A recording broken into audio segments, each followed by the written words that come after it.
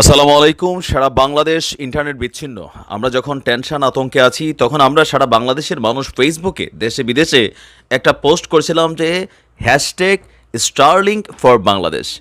বিশেষ করে ইলন মাস্কের মালিকানাধীন স্টারলিংক যে স্যাটেলাইট সিস্টেম আছে সেটার মাধ্যমে পৃথিবীর অনেক দেশে আমরা দেখেছি, লাইক ফিলিস্তিন, লাইক ইরান সহ পৃথিবীর অনেক দেশে যখন কোথাও কোনো প্রটেস্ট হয়, আন্দোলন হয়, তখন প্রত্যেকটা দেশের সরকারই এই ইন্টারনেট সিস্টেমটাকে অফ করে দেয় যেন দেশের খবরগুলা বিদেশে না যায়। তবে সেই ক্ষেত্রে আমরা দেখেছি যে ইলন মাস্কের স্টারলিংক সেই সকল দেশে তারা ওয়াইফাই সিস্টেমটাকে চালু করে দেয়, সরকারের হাতে কন্ট্রোল থাকে না। তো সেই আশা থেকেই আমরা গতকালকে থেকে অনেকেই যে পোস্টটা করেছিলাম Starlink hashtag Starlink for Bangladesh. তো স্টারলিংকের আপডেটটা কী আসছে, আসলে সময় যখন খারাপ যার চারদিক থেকে খারাপ খবর আসে।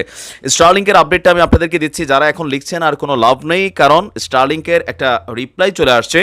সেটা হচ্ছে lots of people posting about Starlink and Elon Musk to provide network in Bangladesh as Bangladesh is out of internet now.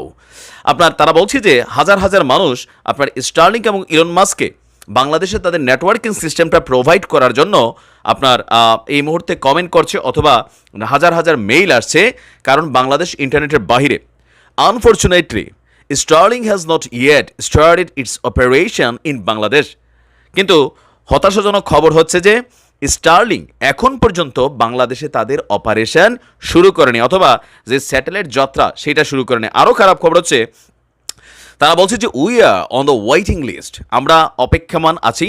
It's suppose to start from 2025, মানে এটা 2025 সালে আসলে শুরু হবার একটা কার্যক্রমটা শুরু হবার তারা আশাবাদ ব্যক্ত করছে। Even if dramatically Elon Musk provide in Bangladesh, যদি নাটকীয়ভাবে বা কাকতালীয়ভাবে ইলন মাস্ক বাংলাদেশে এটা করতেও চায়, there will require permission from authorities. আপনার কমিউনিকেশন সিস্টেম থেকে সম্ভবত এক ধরনের অনুমতি লাগে, এটা একটা সিস্টেম আছে, সিস্টেমের বাহিরে চলার সুযোগ নেই। সো বলছে যে so for now no hope. আমরা দেখছি যে স্টারলিংকের যে আপডেটটা সর্বশেষ বেশ কিছু ফুটেজ আসছে, এই মুহূর্তে আসলে ইন্টারনেট চালু হচ্ছে না। তবে ছোটোখাটো আসার কথা হচ্ছে মেইন স্ট্রিম মিডিয়া, বিশেষ করে অনলাইন মিডিয়াগুলা আমরা কিছু কিছু খবর এখন পাওয়া শুরু করছি, বাট আমজনতার হাতে থাকা ফোন সেটা আউট অফ ইন্টারনেট। এটার একটাই মেইন কারণ যেন মানুষ একত্রিত হইতে না পারে।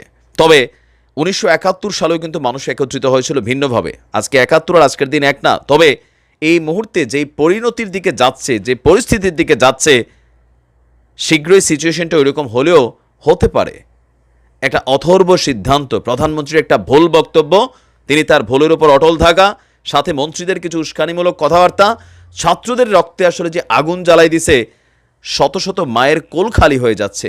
সমাধানটা কিভাবে আসবে, কোন পথে যাবে এই আন্দোলন, এটার গতি হারাই ফেলছে। মানুষ আজকে ভিন্ন রকম চিন্তাভাবনা করছে। সরকারের জন্য এটা সামাল দেওয়া খুবই কষ্টকর হবে। আমি আমার যুবলীগ আর ছাত্রলীগ আর আওয়ামী লীগের যারা ভাইরা আছেন, আইনশৃঙ্খলা বাহিনীর সদস্য যারা আছেন, আপনাদের উদ্দেশ্যে বলবো আপনারা একটু সংযম ধারণ করেন।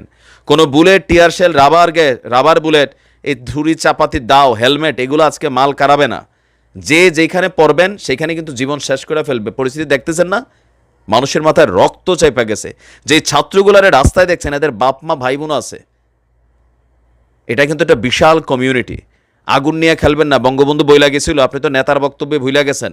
শোনেন নাই বঙ্গবন্ধু কি বইলা গেছে, যে ফায়ার নিয়ে খেলতে নাই, এটা ব্রাস্ট হবে আজকে, কালকে অথবা আজকের পরে। এই কথাগুলা মহান সেই নেতার। আজকে আমাদের মধ্যে আদর্শ তো সেগুলো নাই, বুঝতেই পারছেন যে এই মুহূর্তে পরিস্থিতি কি হচ্ছে। আল্লাহ হেফাজত করুক সকলকে। আসসালামু আলাইকুম।